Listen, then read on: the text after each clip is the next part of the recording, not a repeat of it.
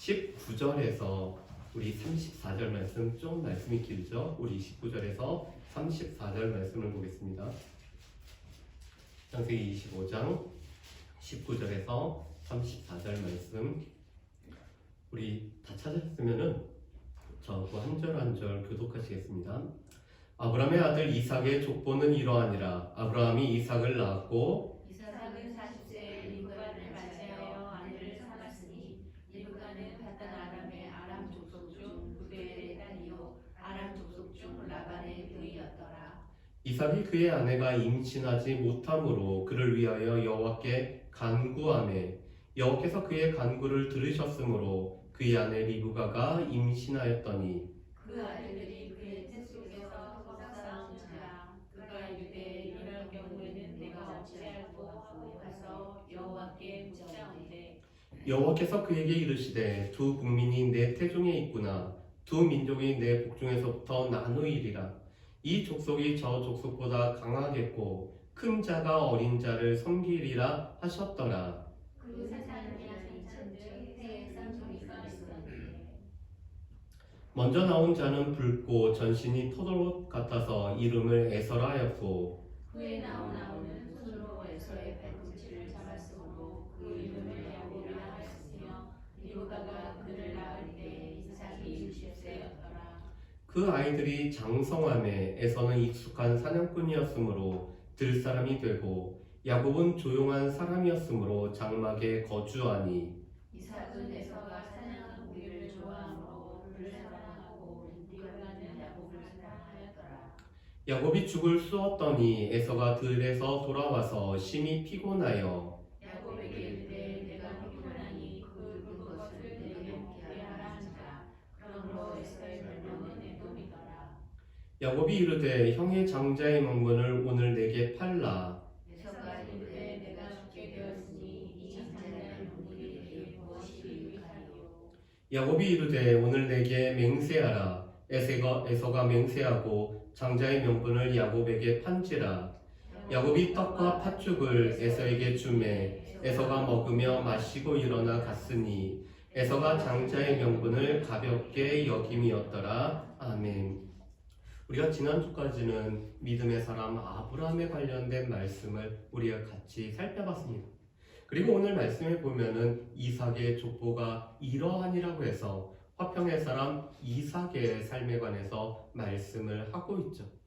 그런데 창세기 말씀에 보면은 이 족보의 용법 중에서 이런 것이 있습니다.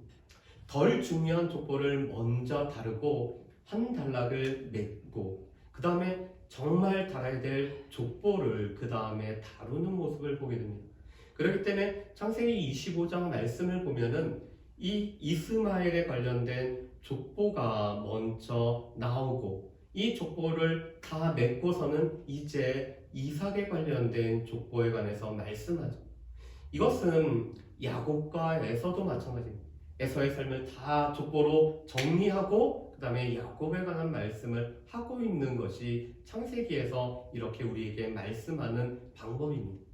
그리고 이 이삭의 두 아들, 쌍둥이 아들이었던 야곱은 변화의 사람이고 또 그 손자인 이 요셉은 꿈의 사람이 바로 이 요셉이었죠.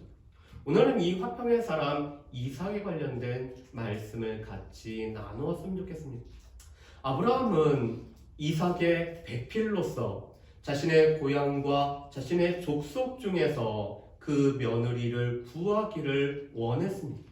그리고 하나님의 사자가 앞서 행하심으로 말미암아 하나님께서 선한 길로 인도해 주실 것을 구하였고 아브라함이 구한 대로 이 바단 아람 족속 중에서 아브라함의 동상이었던 나홀의 아들 이 부두엘의 딸인 리브가를 이삭의 아내로 맞이하는 모습을 보게 됩니다. 이삭은 그 어머니를 잃고 나서 이삭의 마음속에는 상실하는 마음이 좀 있었던 것 같습니다. 그런데 우리 창세기 24장 67절 말씀에 보면은 이 이삭이 리브가를 사라의 장막으로 인도하고 이 리브가를 통해서 어머니에 대한 이 슬픔을 위로받는 장면이 나오고 있습니다. 어떻게 보면은 이삭의 삶에 커다란 영향을 미칠 수 있는, 이삭의 신앙을 좌우할 수 있는 이 사라의 빈자리를 리브가가 채워주고 있죠. 그랬을 때 이삭의 나이가 40세였다라고 말씀을 하고 있습니다. 요즘으로 따진다면은 좀 늦은 나이죠. 그렇지만 당시 이 나이가 지금보다 오래 살았기 때문에 40대는 아마도 적정한 이 결혼의 연령대였던 것 같습니다. 그런데 이 40세에 결혼했던 이삭과 리브가에게는 한 가지 문제가 있었죠. 20년 동안 아이가 없었다는 것이 이 가정의 어려운 문제였습니다.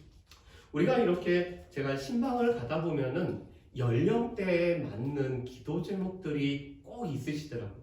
어린 자녀를 가지고 있는 가정에서는 좋은 선생님을 만나고 좋은 친구들을 만나기를 이렇게 구하고 있죠. 특별히 중고등부의 시절에 부모님들은 이 사춘기로 인해서 아이들이 너무나 힘들어하지 않기를 구하고, 특별히 무엇을 위해서 기도 제목을 내실까요? 진학에 관련된 것을 가지고 이렇게 기도 제목을 냈죠. 자, 진학까지 이루어지면은 그 다음엔 또 어떤 기도 제목이 나올까요? 아마도 취업에 관해서 하나님께서 또한 좋은 직장으로 인도해 주실 것을 구하는 기도 제목이 나오고, 취업도 되고 직장도 이루어지면은 무엇이죠? 그렇죠. 믿음의 가정을 꾸려서 좋은 믿음의 배필을 허락하셔서 가정이 꾸려지기를 기도하죠. 자, 이 기도가 다 이루어졌다고 해서 이 부모님의 기도가 또 기도의 제목이 다 끝났느냐? 아니죠. 분명히 그 다음이 있습니다. 하나님께서 귀한 선물을 허락해달라고 기도를 하죠. 그런데 지금 이삭의 가정은 믿음의 가정도 꾸렸지만 20년 동안 출산하지 못하는 아픔이 이 이삭의 가정에 있죠. 그런데 이런 이삭의 가정은 어떻게 보면은 아브라함의 가정의 모습을 재현한다고 할 수가 있습니다. 하나님께서 아브라함을 부르시고 아브라함에게 약속하신 때가 아브라함이 75세였죠. 그런데 아브라함이 이삭을 낳았을 때의 나이가 100세였습니다. 이 이삭의 어머니 사라 또한 25년 동안 불임이라는 이 시간들을 거쳤는데, 어떻게 비슷하게 이삭과 리브가도 20년 동안 이 불임이라는 이런 어려움을 겪고 있습니다. 그런데 이삭은 그런 어려움을 겪는 아내를 위하여 하나님 앞에 기도를 하고 있죠. 어떻게 보면 이 화평의 사람 이삭은 전형적인 신앙인의 모습을 보여주고 있습니다.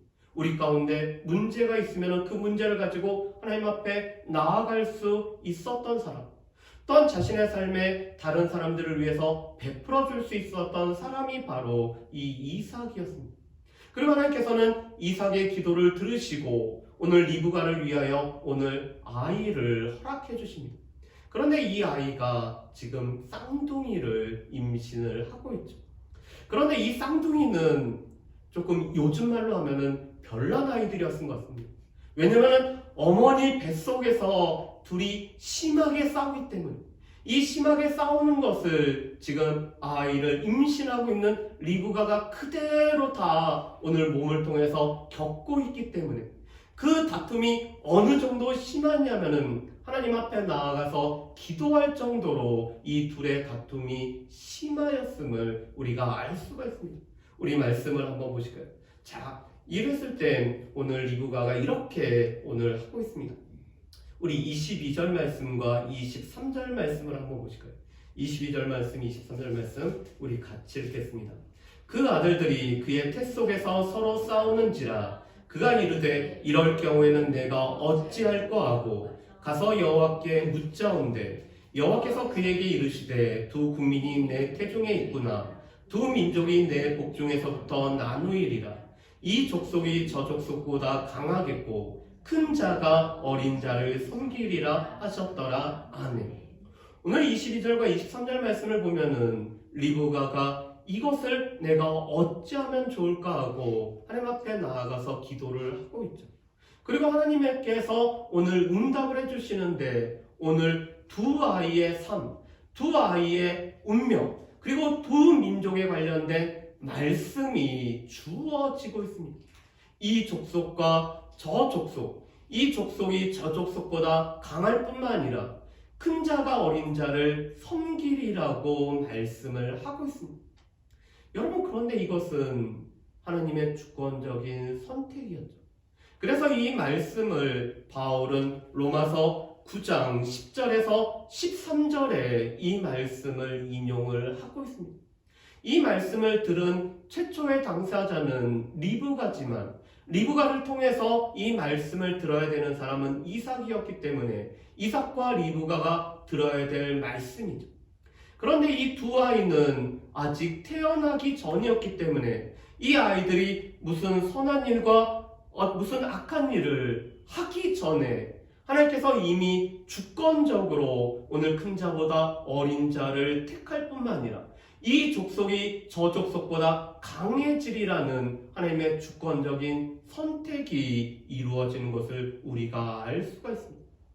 이 말씀을 보면서 우리가 한 가지 아는 것은 하나님의 주권적인 선택, 하나님의 이 섭리는 실은 우리의 영역이 아니라 하나님의 영역이라는 것을, 그래서 이 선택에 관해서는 우리가 누구라도 하나님 앞에 뭐라고 할 수가 없다라는 것입니다.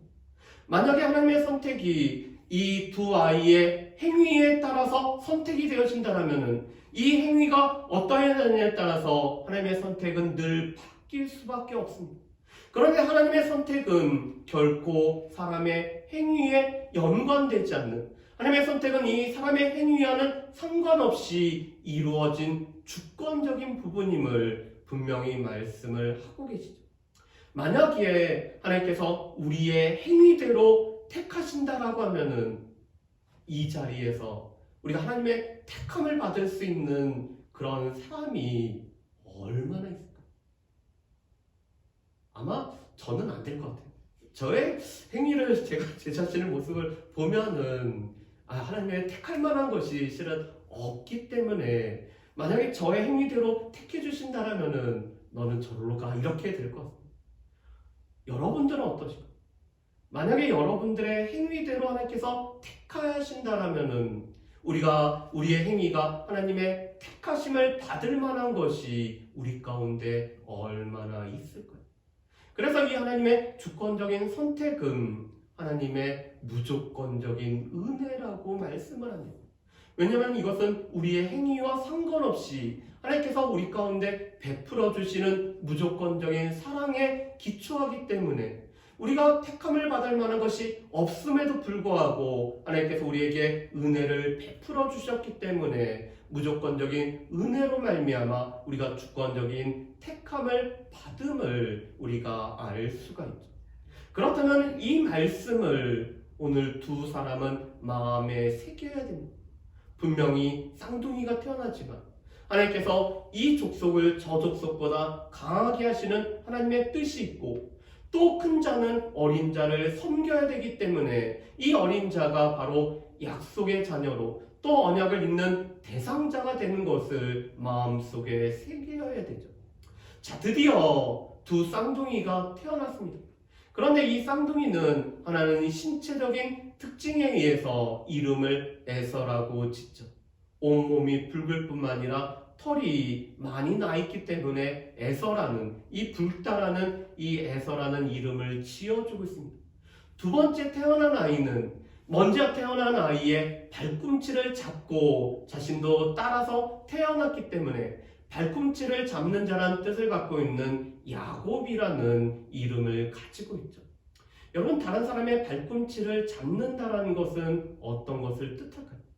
자신의 이익을 위해서는 다른 사람을 넘어뜨릴 수 있는, 어떻게 해서든지 내 유익을 위해서 그 유익을 얻기 위해서 수단과 방법을 가리지 않는다라는 것이 발꿈치를 잡는 자라는 이 야곱이라는 이름 뜻이죠.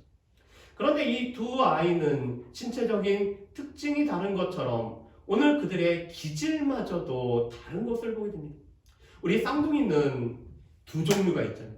일란성 쌍둥이가 있고 이란성 쌍둥이가 있는데 이 이란성 쌍둥이는 외모도 다를 뿐만 아니라 기질도 참 다르죠. 그런데 지금 이 에서와 야곱은 이란성 쌍둥이로 그들의 외모뿐만 아니라 기질이 달랐습니다. 에서는 유능한 사냥꾼이었기 때문에 그는 들에서 이 삶을 대부분을 보내는 들사람이 되었다라고 말씀하죠. 반면에 야곱은 조용한 사람이기 때문에 그 장막에 거하면서 오늘 어머니와 친밀한 관계를 유지하는 사람이 야곱인 것을 보게 됩니다. 그런데 우리가 한 가지 염두에 둘 것은, 그렇다고 이 야곱이 대단히 여성성을 갖고 있는 사람은 아니라는 사실입니다. 왜냐하면 이 야곱이 자신의 아내를 맞이하기 위해서 또 이삭이 밧다람에서 어머니를 오늘 취했던 것처럼 이 밧다람까지 가서 오늘 아내들을 맞이하는 장면이 있습니다. 그런데 목자들이 함께 모여서 우물을 막은 이 돌을 옮기고 나서 이 양들을 먹여야 되는데 이 돌을 야곱 혼자서 옮기고 있습니다. 그렇다는 것은 무엇이죠? 이 야곱도 대단히 신체가 강건할 뿐만 아니라 오늘 에서와 같이 그도 힘이 센 사람이 바로 야곱이라는 것을 뜻하죠. 그렇지만 그들의 성품 자체가 기질이 다르기 때문에 한 사람은 늘 들에서 지내면서 오늘 들에서 많은 것들을 쫓아다니는 사람이 에서인 반면에 오늘 장막에 거주하면서 이 장막에서 살아가고 있는 사람이 야곱이라는 것을 알 수가 있습니다. 그런데 문제는 이 두 아들에 관해서 아버지와 어머니가 서로 일방적인 사랑을 하는, 우리가 알고 있는 편애가 이루어지고 있다는 것입니다. 우리 말씀을 한번 보실까요?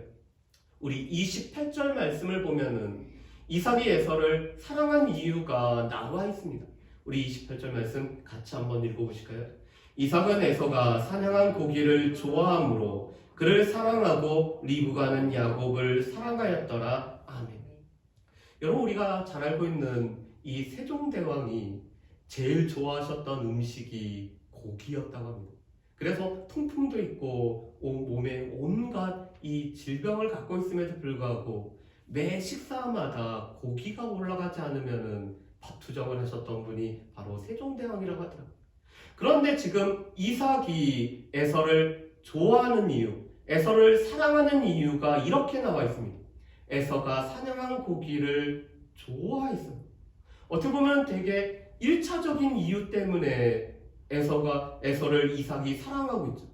에서가 사냥한 그 고기로 요리한 음식을 이 이삭이 좋아했기 때문에 이 이삭은 에서를 사랑하고 있습니다.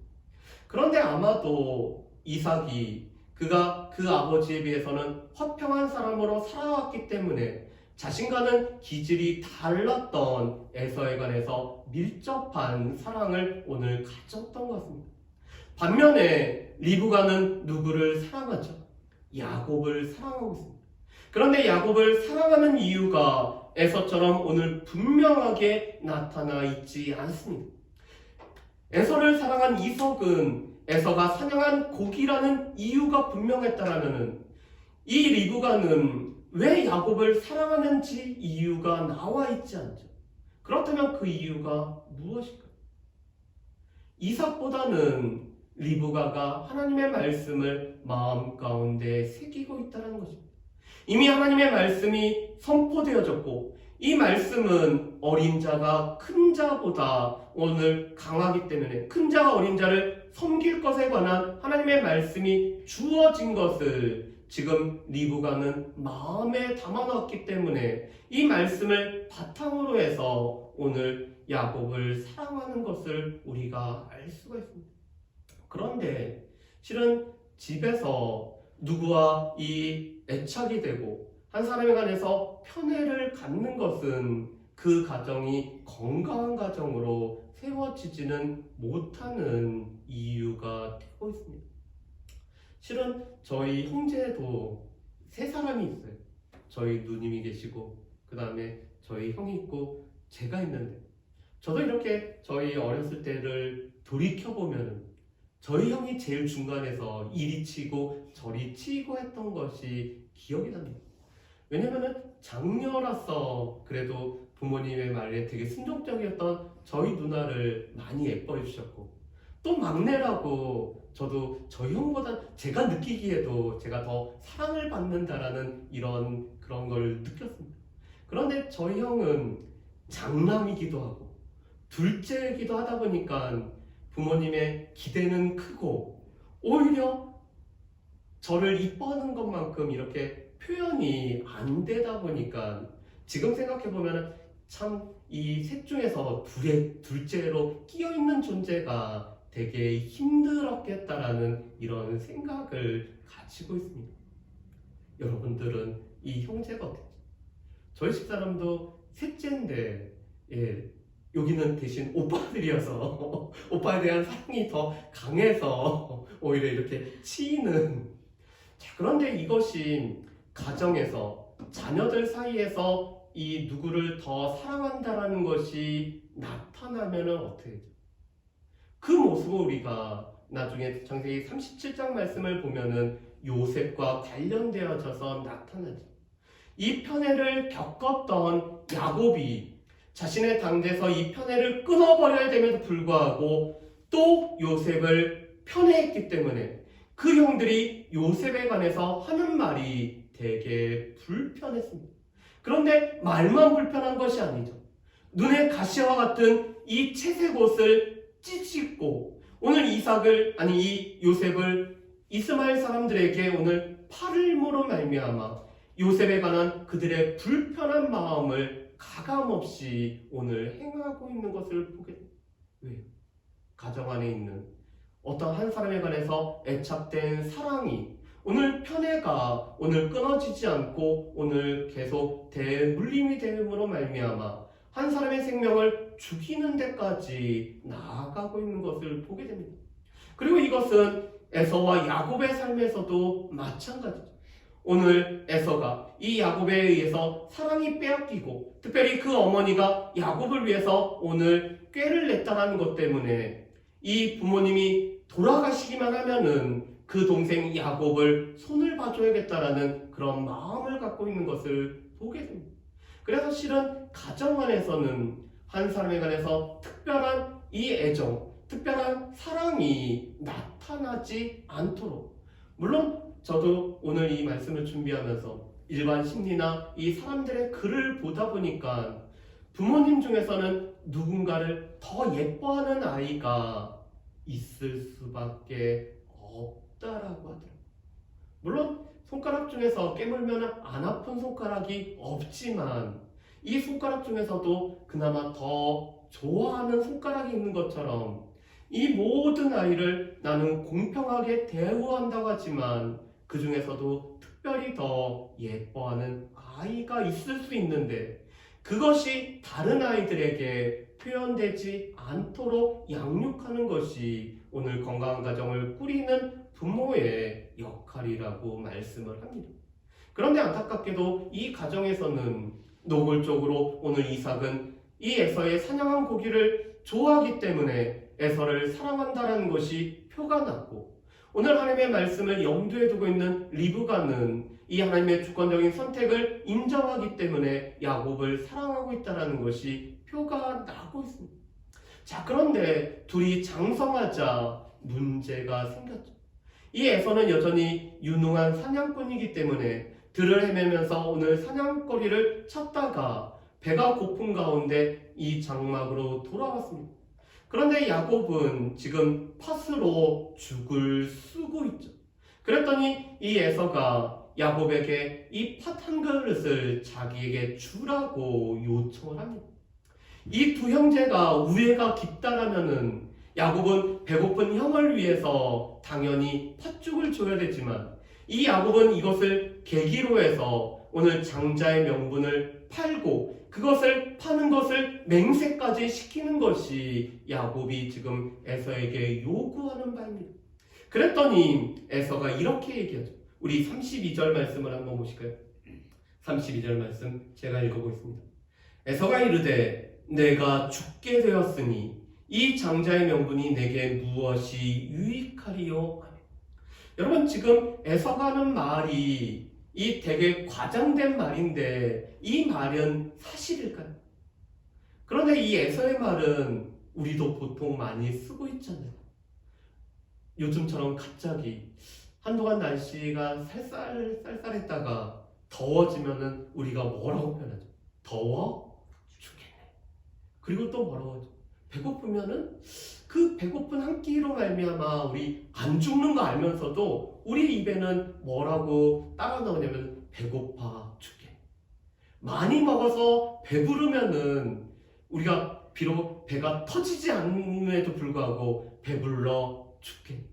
우리 말에는 참 죽겠네라는 표현이 많이 따라붙죠. 제가 우리 섬기는 라오스의 박성범 선교사님은 그래서 저랑 사역할 때 늘 이렇게 얘기했어요.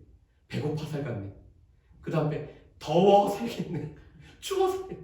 그러니까 이게 부정적인 언어가 얼마나 안 좋은 건지를 알고 반대로 늘 표현하면서 내가 실은 이렇지만 그래도 여전히 살 수 있어 라는 표현을 했습니다. 그런데 지금 에서는 이 한 끼를 굶었다고 해서 오늘 죽지 않음에도 불구하고 오늘 이 에서가 뭐라고 하죠? 내가 죽게 되었어. 그렇다면 내가 이 죽게 되었는데 이 장자의 명분이 나에게 무슨 유익이 있을까? 이 장자의 명분보다는 나는 이 배고픈 나의 이 배고픔을 해결하는 것이 우선이다라고 하죠. 그렇기 때문에 야곱에게 장자의 명분을 팔고 오늘 에서는 팥죽 한 그릇을 먹고 있습니다. 그런데 성경에서는 이 에서의 오늘 행동을 이렇게 말씀하세요. 여러분 우리 34절 말씀을 같이 한번 읽어보실까요? 34절 말씀입니다. 같이 읽겠습니다. 야곱이 떡과 팥죽을 에서에게 주매 에서가 먹으며 마시고 일어나 갔으니 에서가 장자의 명분을 가볍게 여김이었더라. 아멘. 여러분 이 34절 말씀에 보면은 동사가 지금 몇 개 동사가 지금 계속 연결돼서 나오죠. 먹고 마시고 일어나 가다라는 4개의 동사가 나오고 있습니다. 그런데 성경에서는 이렇게 동사가 일률적으로 나열됐을 때는 거기에는 이 행동들의 어떤 의미가 부여지지 않고 단지 동물적으로 어떤 행동을 하는 것으로 그치는 것을 말씀을 하고 있습니다. 지금 에서는 떡과 팥죽을 먹으면서도 내가 이것을 먹느라고 장자의 명분을 파는 것이 옳았는지 여부를 전혀 머리 염두에 두지 않고 있습니다. 단지 자신의 배고픔을 채우기 위해서 오늘 동물적으로 오늘 먹고 마시며 일어나 가버리는 행동들이 연속됨으로 말미암아 그가 장자의 명분에 얼마만한 가치를 두지 않는 것을 오늘 성경에서는 말씀을 하고 있죠. 그렇기 때문에 오늘 34절에서는 이렇게 말씀합니다. 에서가 장자의 명분을 가볍게 여김이라고 말씀하죠. 오늘 이 에서는 장자의 명분이 얼마나 중요한지, 이 장자의 명분이 무엇을 뜻하는지 마음에 두지 않은 사람이 바로 이 에서였음을 말씀을 하고 있습니다. 그런데 여러분 이 장자의 명분은 한 집안의 대를 잇는다는 것뿐만 아니라 영적인 가계를 이어간다는 것을 뜻하고 있습니다. 오늘 야곱이 자신의 오늘 형의 배고픔을 이용하여서 오늘 팥죽 한 그릇서 이 장자의 명분을 사고 싶을 정도로 이 장자의 명분이 어떤 것인지를 아는 사람은 야곱인 반면에 이 에서는 장자의 명분이 얼마나 소중한지를 마음에 담아두지 않는 사람이 바로 이 에서인 것을 알 수가 있죠. 그렇기 때문에 히브리서 12장 16절에는 이렇게 말씀합니다. 음식 한 그릇에 이 장자의 명분을 팔아버린 에서를 망령된 자라고 말씀을 합니다. 그는 영적인 일에 조금도 관심을 갖지 않고 오늘 하나님과 이 가정에 허락하신 언약의 관계에 들어가는 것의 소중함을 오늘 마음에 두지 않는, 그것이 얼마나 삶에 필요한지를 오늘 두지 않고 단지 물질적인 이 배고픔만을 채우는 일에 우선을 두는 사람이 바로 에서였다라고 말씀을 하고 있습니다. 그렇기 때문에 에서는 자신이 이 장자의 명분을 판 것을 후회하지도 이 장자의 명분을 갖는 것이 어떤 것인지 나중에 가서야 오늘 장자의 명분을 파는 것을 후회하는 어리석은 자로 나타나는 것이 에서의 모습입니다. 그렇다면은 이 야곱과 에서의 모습을 통해서 우리가 이 태도를 보면서 우리가 몇 가지를 한번 살펴봤으면 좋겠습니다. 첫 번째로는 임신하지 못하는 리브가와 기도하는 이삭입니다. 이것은 믿음의 사람들이라면은 우리의 삶에 어려움들이 있고 우리의 삶에 문제가 있으면은 이것은 하나님 앞에 가지고 나아가야 되는 것을 잘 보여주고 있죠. 그래서 리브가도 오늘 그 복중에서 아이들이 싸울 때 그렇다면 내가 이것을 어찌하면 좋겠습니까 하고 이 문제마저도 하나님 앞에 가지고 나가는 이삭과 리브가의 부부의 모습을 보게 됩니다.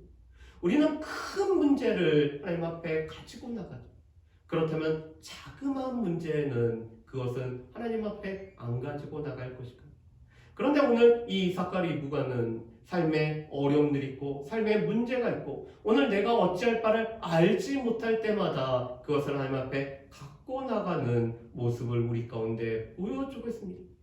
두 번째로는 하나님의 말씀을 듣고 마음에 새겨야 됨에도 불구하고 이 하나님의 주권적인 선택에 관한 말씀을 새기는 리브가와 이 주권적인 선택의 말씀을 들었음에도 불구하고 오늘 이 말씀을 새기지 않는 이삭으로 나뉘어지는 것을 우리가 보게 됩니다. 우리가 계속 요즘 들어서 계속 듣는 것은 하나님의 말씀을 우리가 들어야 된다는 것. 오늘 들을 귀가 있는 자는 하나님의 말씀을 들어야 되고 그것을 우리 마음 가운데 새겨야 된다는 것을 그리고 우리가 들은 말씀을 그대로 따라 살아야 된다는 것을 우리가 요즘도 계속 듣고 있죠.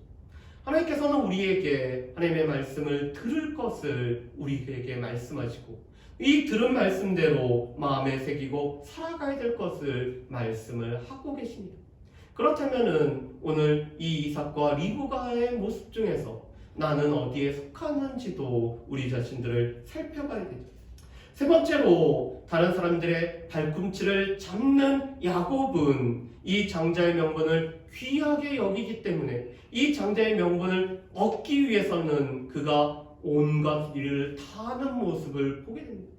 물론 그 방법이 선하지 않기 때문에 참 안타까웠고 우리가 하는 일이 그 결과가 좋기 위해서는 이 방법도 선해야 되기 때문에 방법도 선해야 되는 것을 우리가 알고 있지만 그래서 오늘 이 야곱은 장자의 명분의 가치를 알고 있었던 사람임을 우리가 알 수가 있습니다. 특별히 우리 가운데도 영적인 부분의 가치를 아는 사람들과 알지 못하는 사람들이 있죠. 그런데 영적인 가치를 아는 사람들은 하나님 앞에서의 살아가는 삶이 얼마나 소중한지를 알기 때문에 이 영적인 일에 우리가 투자를 하고 있습니다. 그래서 요한 3서에서는 우리에게 이렇게 말씀하죠. 영혼이 잘된 같이 범사가 잘되고 강건하게 되기를 원한다라고 말씀합니다. 이것은 우리의 우선순위에 관련된 부분입니다. 우리의 영혼이 잘되지 않고 우리가 범사가 잘되고 강건하면은 범사가 잘되고 강건한 것으로 하나님을 모른 채 살아갈 수가 있습니다. 범사가 잘되고 강건함으로 말미암아 오히려 하나님과 떨어져서 죄된 삶을 살아갈 수도 있죠. 그렇기 때문에 성경에서는 분명히 말씀합니다.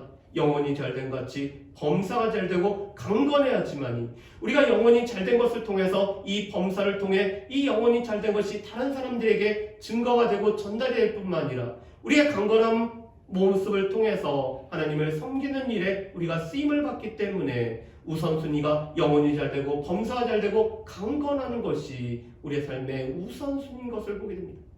그런데 반면에 장자의 명분을 가볍게 여김으로 말미암아 먹고 마시며 일어나 가버렸던 이 에서를 망령된 자라고 오늘 성경에서는 언급하는 말씀을 우리가 기억하며 우리 또한 하나님 보시기에 먹고 마시며 또한 일어나 가는 이런 일에 몰두한 나머지 우리가 정말 추구해야 되고 우리가 따라야 되는 하나님을 따라야 되는 이 영적인 부분들을 놓쳐버리는 어리석은 자가 되지 않는 저 여러분들 되시기를 주님의 이름으로 축복합니다. 우리 이 시간에 에베네zer